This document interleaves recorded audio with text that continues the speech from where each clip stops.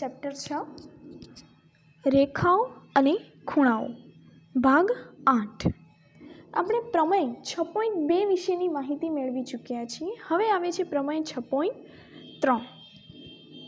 આપણને માત્ર ને માત્ર આ ચેપ્ટરની અંદર પ્રમેય 6.1 પ્રમેય 6.2 અને પ્રમેય 6.7ની જ સાબિતી કરવાની રહેશે। બાકીની માત્ર ને માત્ર એની જે પ્રતિજ્ઞા છે એની સમજ મેળવવાની રહેશે। તો આપણે અહીં પ્રમેય 6.3ની સમજ મેળવીએ તો શું કહ્યું છે કે જો એક છેદિકા બે રેખાઓની એવી રીતે છેદે કે અંતઃયુગ્મ કોણની એક જોડ સમાન હોય તો બંને રેખાઓ પરસ્પર સમાંતર હોય છે।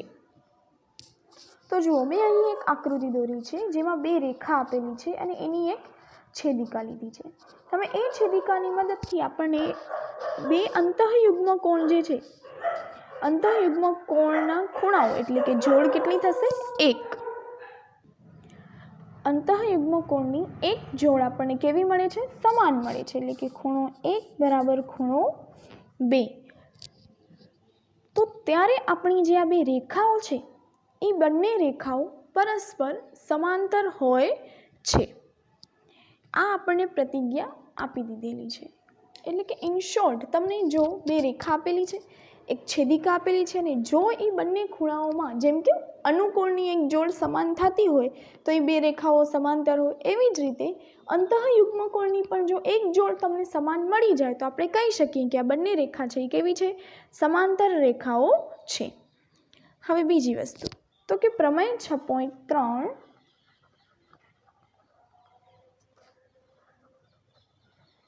એ પ્રમેય 6.2નું પ્રતિપવિધાન છે। કેવું વિધાન છે તો પ્રતિપવિધાન છે એટલે કે જે વસ્તુ પ્રમેય 6.2માં કહી છે એના કરતાં ઉલટી વસ્તુ આપણે પ્રમેય 6.3માં કહેવામાં આવી છે। હવે આવે છે પ્રમેય 6.4। તો પ્રમેય 6.4 શું કહે છે તો એક છેદિકા છે એને બે સમાંતર રેખાઓ છે અને એ છેદિકા એને છેદે છે મતલબ બે સમાંતર રેખાઓને તો એ જે છેદિકાની એક તરફના અંતઃકોણ મળે છે ને જે એ કેવા થશે પૂરક હોય છે। જો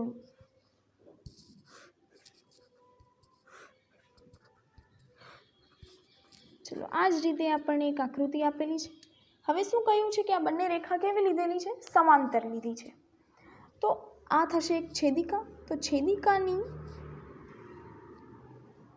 એક તરફના ખૂણાઓને આપણે શું કહીએ છીએ અંતઃકોણ કહીએ છીએ। તો આ જે અંતઃકોણ આપણને મળે છે એ બંને એકબીજાને પૂરક હોય છે। પૂરક એટલે કે ખૂણો 1 પ્લસ ખૂણો 2 બરાબર 180 અંશ થાય। હવે લખું છું આનું વિધાન કે પ્રમેય 6.4 કે જો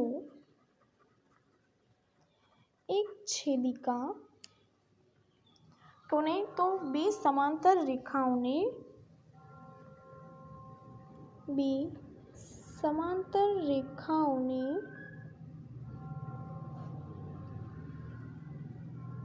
છેદે તો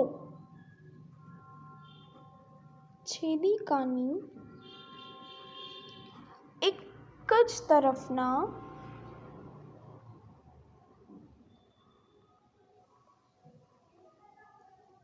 અંતઃકોણોની પ્રત્યેક જોડ પૂરક હોય છે। પૂરક એટલે કે એનો સરવાળો 180 થશે। હવે એનાથી ઉલટું કે જો તમને એક છેદિકા આપેલી છે અને છેદિકાની એક જ તરફના અંતઃકોણની પ્રત્યેક જોડ પૂરક હોય તો તે બંને રેખાઓ પરસ્પર સમાંતર હોય છે। એ થશે આપણું પ્રમેય 6.5। હવે પ્રમેય 6.5 શું કહે છે તો કે જો એક છેદિકા છે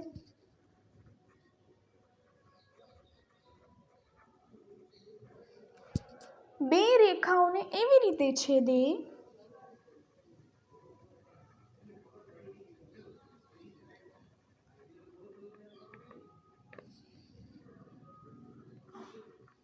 બે રેખાઓને એવી રીતે છેદે કે છેદિકાની એક તરફના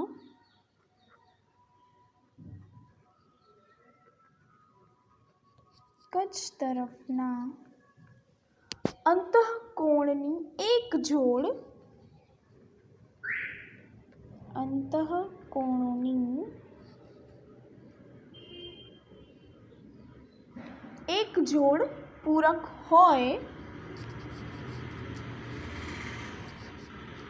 તો તે બંને રેખાઓ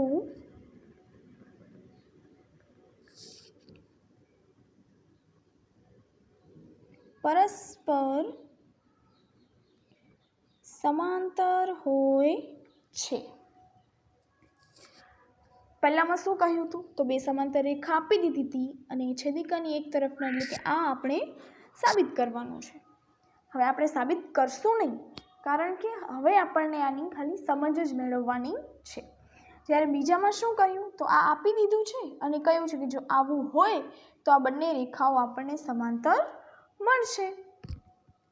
તો પ્રમેય 6.3, પ્રમેય 6.4 અને પ્રમેય 6.5ની માત્ર ને માત્ર પ્રતિજ્ઞા યાદ રાખવાની છે અને એનો ઉપયોગ આપણે દાખલામાં કરવાનો રહેશે। હેતુલક્ષી પ્રશ્નો 1 માર્ક્સવાળા પ્રશ્નોમાં પૂછાઈ શકે છે કે પ્રમેય 6.3ની પૂર્વધારણા એટલે પ્રતિજ્ઞા લખો અથવા તો પ્રમેય 6.2નું પ્રતિવિધાન જણાવો, એટલે એ થાય 6.3 જ। હા, તો હવે એવી જ રીતે વાત કરીએ તો પ્રમેય 6.5 એ પ્રમેય 6.4નું પ્રતિવિધાન છે। કેવું છે? પ્રતિવિધાન છે।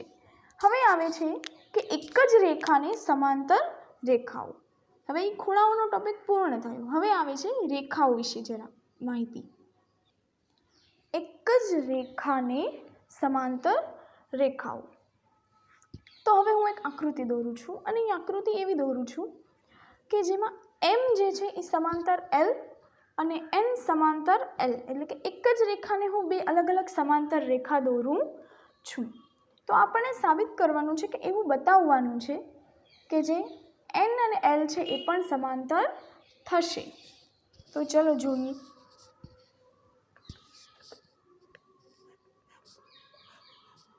પહેલાં તો આ રેખા એલ દોરી લીધી। હવે એલને એક સમાંતર રેખા દોરું છું એમ, અને એની બીજી સમાંતર રેખા દોરું છું એન। એટલે શું લીધું મેં કે એલ સમાંતર એમ અને એલ સમાંતર એન। તો હવે આપણે સાબિત શું કરવાનું છે?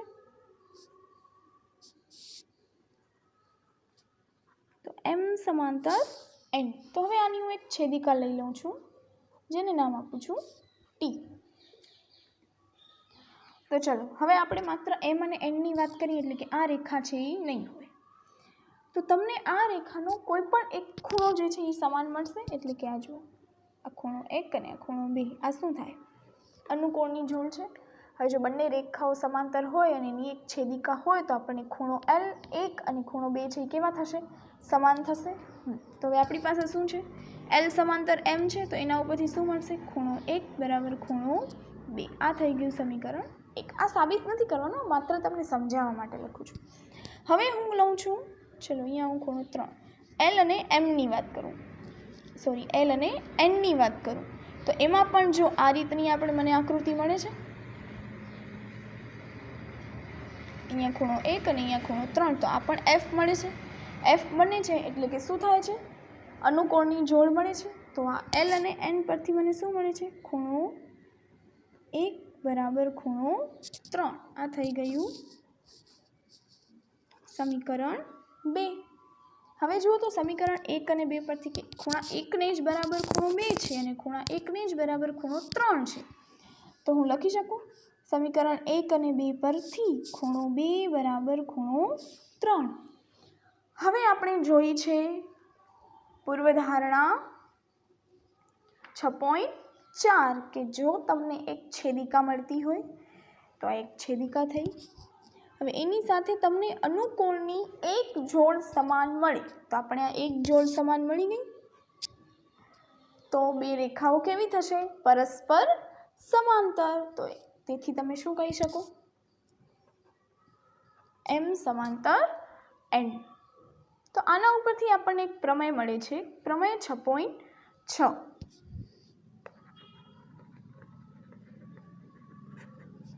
જે આપણને એવું કહે છે કે જે રેખાઓ એક જ રેખાને સમાંતર હોય, તો તે પરસ્પર સમાંતર હોય છે। એટલે જો આ એમ જે છે એ એક જ રેખા એલને સમાંતર થઈ અને એન છે એ પણ એક રેખા એલને સમાંતર થઈ, તો આ બંને રેખા પણ પરસ્પર સમાંતર હોય છે। કે જે રેખાઓ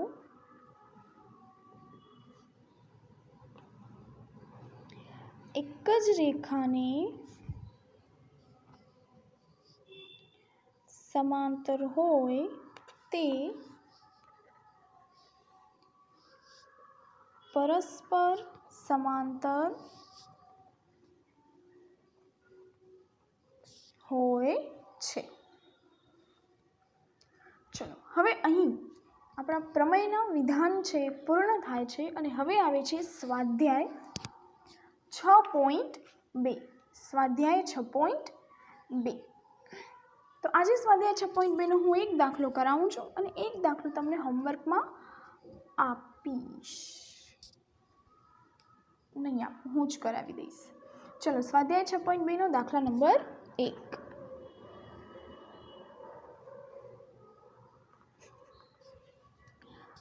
તો એમાં તમને આકૃતિ આપેલી છે કે આકૃતિ 6.28માં એક્સ અને વાયના મૂલ્ય શોધો અને પછી એવું કહ્યું છે કે બતાવો કે AB સમાંતર CD। પહેલાં તો શું કહ્યું છે, તો એક્સ અને વાયના મૂલ્યો શોધો અને AB સમાંતર CD બતાવો। આ આપણો પહેલો દાખલો। તો પહેલા આકૃતિ દોરી લઈએ।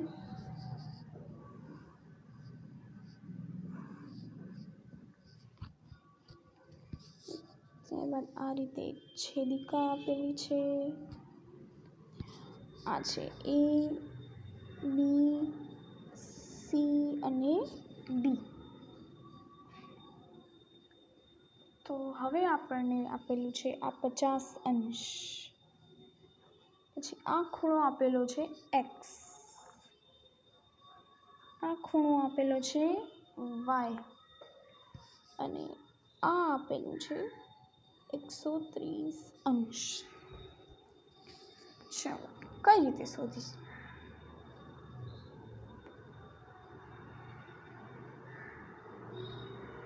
તો જુઓ, આ દાખલો ઘણી જ બધી રીતે થઈ શકે છે। તમે આ જોઈ શકો છો, તો આ એક રેખા છે અને આ રેખા ઉપરના ખૂણાઓ છે, એટલે કે આ બંને છે એ રેખીય ખૂણાની જોડ થાય એમ પણ શોધી શકો। આ પહેલું। પછી જુઓ, આ F બને છે,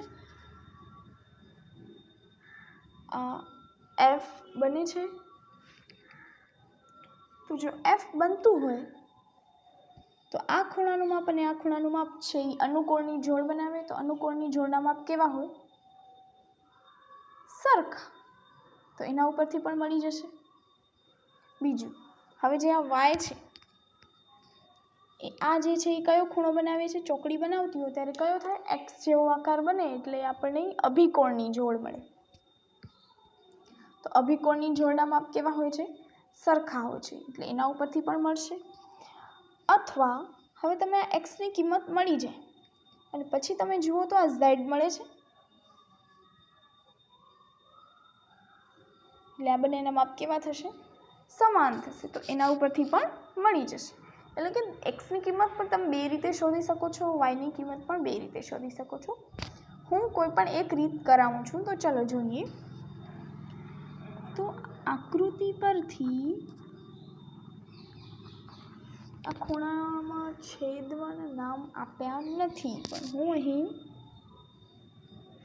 ઓકે ચલો ખૂણો એક્સ અને ખૂણો વાય જ કહીશું કે આકૃતિ પરથી ના અને આર અને એસ નામ આપી દઉં છું।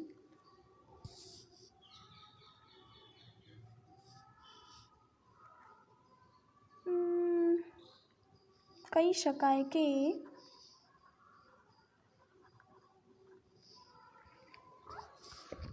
ખૂણો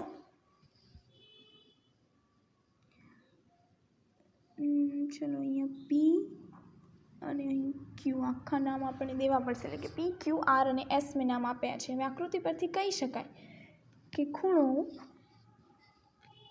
પી આર એ અને બીજો કયો તો એસ આર એ અને ખૂણો એસ આર એ રૈખિક ખૂણાઓની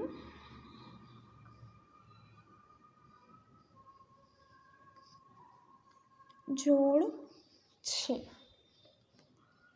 તેથી ખૂણો પી આર એ પ્લસ ખૂણો એસ આર એ બરાબર 180 અંશ. ચલો પી આર એ જે આપણે આપેલું છે 50 અંશ, એસ આર એ એટલે કે એસ આર એનું માપ શું છે તો એક્સ બરાબર 180. તો એક્સ બરાબર થશે 180 - 50 બરાબર 130 અંશ. બરાબર, એટલે કે એક્સ મળી ગયું આપણને 130 અંશ. ત્યારબાદ આપણને જે ખૂણો મળે છે તો કે આકૃતિ પરથી કહી શકાય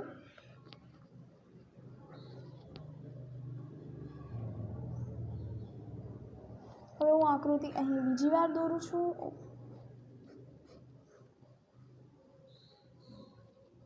અહીં નામ આપેલું છે આપણે એસ, ક્યુ, સી અને ડી. આ આપેલું છે આર, એ, બી અને આ છે પી. તો હવે આપણે આ ખૂણાનું માપ આપેલું છે 130 અંશ. તો હવે જોઈએ તો કે ખૂણો QSC અને ખૂણો આર વાય જે આપણે જોઈએ તો RSD એ અભિકોણની જોડ છે. તેથી ખૂણો QSC બરાબર ખૂણો RSD. હવે આનું માપ શું છે 130 અંશ અને આ છે વાય.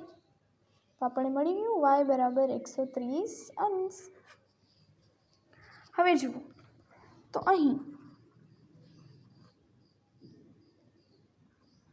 એક્સ અને વાયની કિંમત કેવી મળે છે સમાન મળતી હોવાથી ખૂણો એક્સ બરાબર ખૂણો વાય મળે છે. અને આ જોડ છે એ કેવી થાય છે અંતઃયુગ્મ કોણની જોડ છે. તેમજ છેદિકા PQ અને બે રેખાઓ